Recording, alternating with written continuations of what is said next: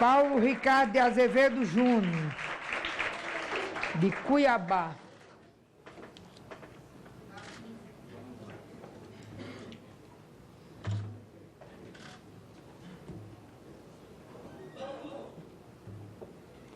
Ave Maria.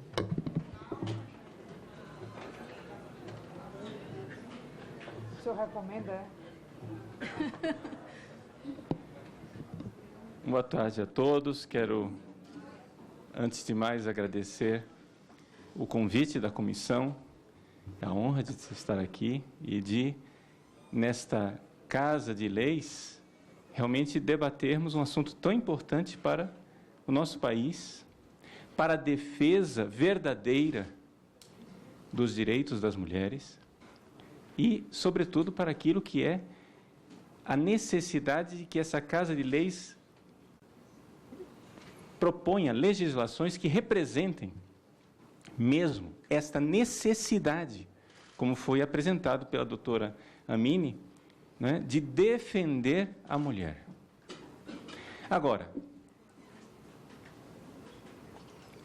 o que nos cabe aqui dizer, já desde o início, é o seguinte: se nós vamos defender o direito da mulher, nós temos que considerar que, a partir da Conferência Internacional de Direito de Defesa dos Direitos das Mulheres, em Pequim, a palavra gênero entrou como um vírus que roubou a agenda do verdadeiro direito das mulheres. Por quê? Porque o que acontece é o seguinte: foi feita toda uma articulação para, a partir da década de 90, se substituir sistematicamente a palavra sexo, que era aquilo que se usava antes, pela palavra gênero. A palavra gênero parece até mesmo uma palavra, digamos, mais polida, mais educada do que sexo, porque sexo tem essa conotação de relação sexual, né? Então, parece ser mais educado você dizer gênero. No entanto, isso foi um vírus que foi introjetado na agenda da verdadeira defesa do direito das mulheres, de tal forma que ela foi raptada para fazer uma outra coisa, que é desconstruir a família natural, nesta complementariedade de homem e de mulher, que gera a vida, como, aliás, foi até apresentado pela nossa expositora, né, doutora Amini Haddad Campos. Para a gente entender de onde vem isso, nós precisamos, então, começar com um pouco de história. Tudo começou no século XIX, com um senhor chamado Karl Marx, que, antes de morrer, deixou escritos, anotações de um estudo que ele fez, que não foi publicado em vida, foi publicado póstumamente por Engels, que é chamado A Origem da Família, da Propriedade Privada e do Estado. Nesse livro, Karl Marx explica a origem da família. E a origem da família, segundo Marx e Engels, é a seguinte: a família, essa realidade que nós conhecemos e da qual nós nascemos, é uma construção opressora. Ou seja, assim como para os marxistas existe uma opressão básica e fundamental, que é o fato de que o capitalista explora o trabalhador, Karl Marx, no final da vida, disse: não adianta nada nós estarmos agora trabalhando para o capitalista parar de oprimir o trabalhador, quando nós temos na família, na própria célula máter da sociedade, na célula básica da sociedade, nós temos a opressão. Por quê? Porque a família é o macho que oprime a mulher e os filhos como sua propriedade. Segundo Karl Marx, qual seria a origem da família? A origem da família, segundo ele, está no surgir do capitalismo. Não vamos agora entrar em debate se isso que ele está descrevendo é capitalismo ou não. Eu vou simplesmente expor a coisa como ela está lá. Mas, com a agricultura, todo mundo sabe que quando se começa a produzir na agricultura, se começa a produzir mais do que se pode consumir, há um acúmulo de riquezas. Qualquer dono de sítio sabe que você, né, produz frutas, e aí você tem mais frutas do que aquilo que sua família pode consumir. Então você vai acumular riquezas. Ora, para acumular riquezas, você precisa ter uma forma de guardar essa riqueza. Mas para guardar essa riqueza, do que adianta você guardar a riqueza se você não tem herdeiros? Então, segundo Karl Marx, a humanidade, na horda primitiva, todo mundo tinha sexo com todo mundo, livremente, sem estes preconceitos burgueses, dessa instituição burguesa chamada família. Todo mundo tinha sexo com todo mundo e, portanto, não se sabia quem eram os pais do sexo masculino, quem era o pai masculino daquela criança. Sabia-se quem era a mãe, porque a criança saiu daquela barriga. Evidente? Então, já que você sabe quem é a mãe, você não sabe quem é o pai. Mas a sociedade agrária opressora, no início do capitalismo, inventou a fidelidade monogâmica, ou poligâmica, se quiser, mas em todos os casos, o fato é o seguinte: o homem tinha uma mulher ou mulheres que ele podia ameaçar de morte caso ela não fosse fiel sexualmente, porque ele queria ter certeza que todos os filhos que ela trouxesse ao mundo fossem filhos dele, para que ele pudesse deixar herdeiros. Então, para Karl Marx, a origem da família é uma origem opressora em que o homem se coloca como o proprietário da mulher e dos filhos. O pater familias romano, que para Marx é o suprassumo da opressão, ele tem poder de vida e de morte sobre a mulher e os filhos. Portanto, a família precisaria ser destruída, desmontada. Até aqui, Marx simplesmente lançou o grito, o alarme. A origem da opressão capitalista está nesta instituição chamada família. Passaram-se anos, décadas, e isso foi deixado de lado. Por quê? Porque ninguém sabia o que fazer com essa informação. Até que, na década de 60, as pensadoras marxistas feministas surgiram com uma nova onda de feminismo. Essa senhora Kate Millett, com esse livro Sexual Politics, ela apresenta com muita clareza qual era a dificuldade até então. O feminismo, até aquele ponto, ele não tinha conseguido fazer uma revolução. Ou seja, ela diz com clareza, no capítulo 4, página 157, que a primeira fase do feminismo terminou em reforma e não em revolução. Mas era necessário revolucionar. Por quê? Porque se nós não mudarmos a estrutura da família, a mulher irá continuar sendo subordinada. É necessário mudar estruturalmente essa realidade chamada família. Na União Soviética, diz ela como estudiosa marxista que era, na União Soviética isso foi tentado. Se tentou, página 168. Não é?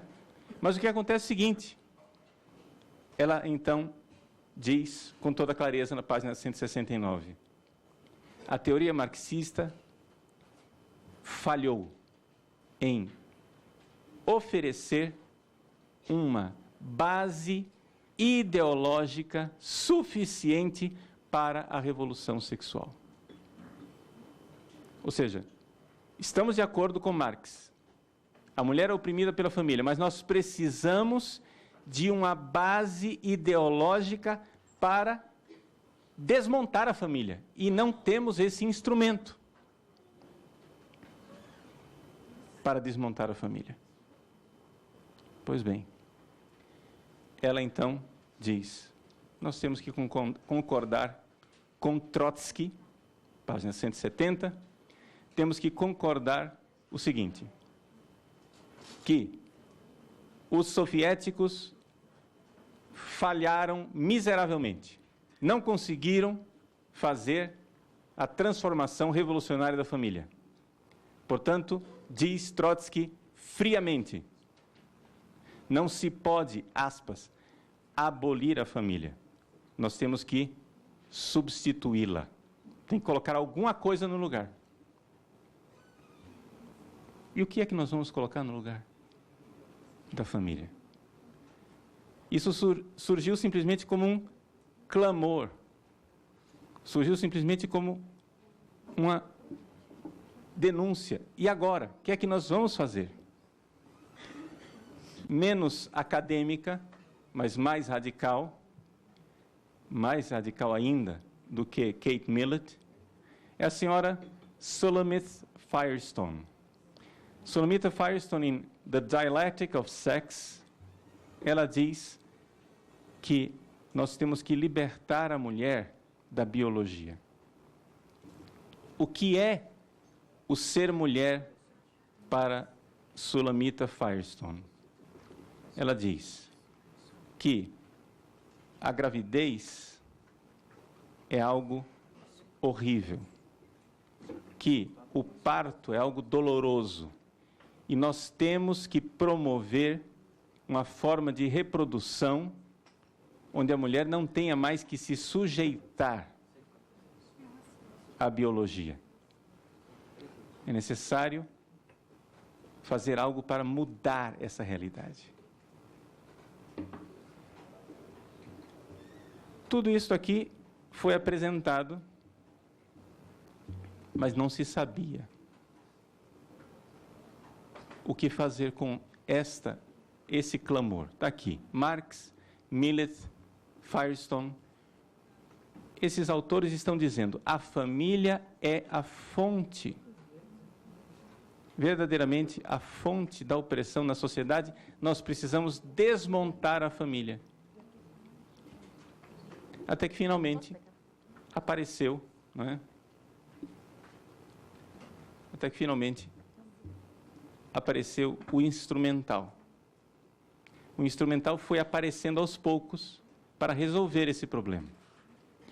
Uma das realidades que foi apresentada como instrumental foi a escola de Frankfurt. Na teoria crítica da escola de Frankfurt, Marx Horkheimer apresenta, aqui eu tenho, o livro chama-se Teoria Crítica, mas aqui dentro tem um ensaio, não é dele, onde ele fala daquilo que é autoridade e família. Nós não vamos resolver o problema da família se nós não desmontarmos a autoridade da família.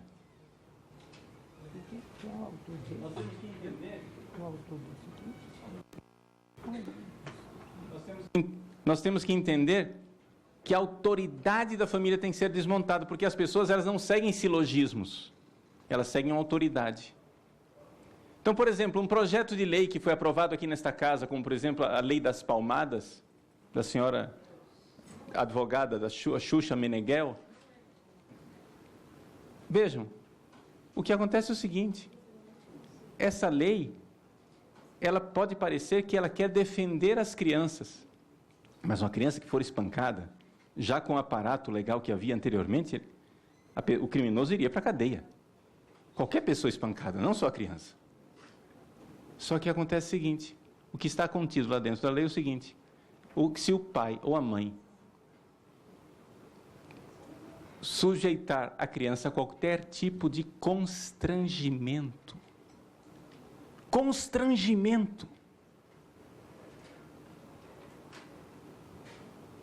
esse pai e essa mãe podem ser autuados. Constrangimento, isso quer dizer o seguinte, você já educa a criança desde pequeno a não obedecer à autoridade do pai e da mãe, para obedecer à autoridade do Estado. É necessário fazer alguma coisa para que não haja autoridade. Mas isso não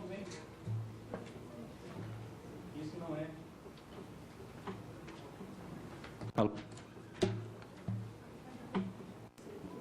Isso não é. Pronto. Isso não é o problema principal daqui que nós estamos tratando, que não é a questão da autoridade dos pais, mas é a questão que foi se tentando buscar uma forma de desmontar a família. E essa forma foi encontrada com a teoria do Dr. John Money, né, que é uma teoria completamente maluca. Ela foi vista como um instrumento muito importante pela ideóloga Judith Butler, e isso foi então colocado dentro da Conferência de Pequim, como foi relatado pela Dale O'Leary. Dentro da Conferência de Pequim, se tentou introjetar dentro das resoluções da ONU a palavra gênero. Quando os delegados disseram, mas escuta, por que essa palavra gênero? Por que é que não se diz então logo sexo, já que vocês estão tentando defender as mulheres? Por que é que não se coloca a palavra sexo? E então, foi a grande descoberta. A reação foi tão tremenda contra a palavra sexo, para se substituir a palavra gênero, que então nós descobrimos que a palavra gênero não significava mulher. Ou seja, a agenda de defesa do direito da mulher estava sendo raptada por uma outra agenda. A agenda, porque finalmente eles tinham encontrado a forma de desmontar a família. Um projeto socialista cuja finalidade é desmontar a família natural. A família da qual as pessoas nascem. A família onde o homem e a mulher se unem sexualmente e da qual nascem as crianças. Numa aparente vontade de defender o direito da mulher, o que se estava fazendo era uma outra coisa: destruir a família.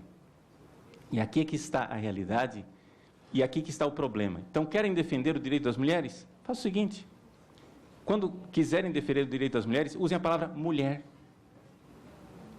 Usem a palavra sexo.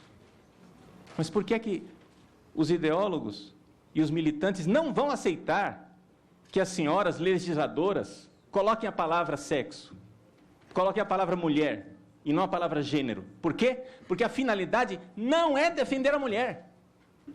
A finalidade é raptar a causa da mulher para uma outra agenda, uma agenda escondida, a agenda de gênero, a agenda de destruição da família natural.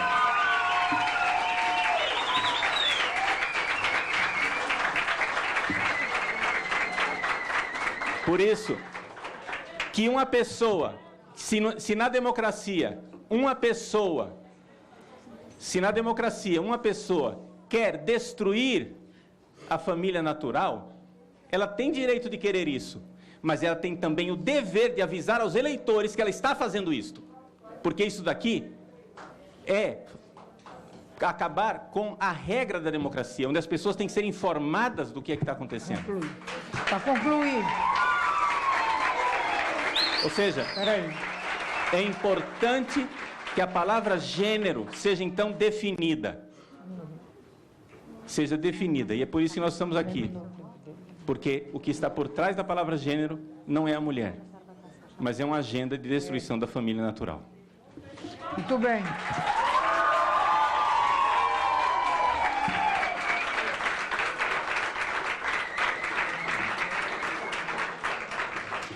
Eu gostaria, antes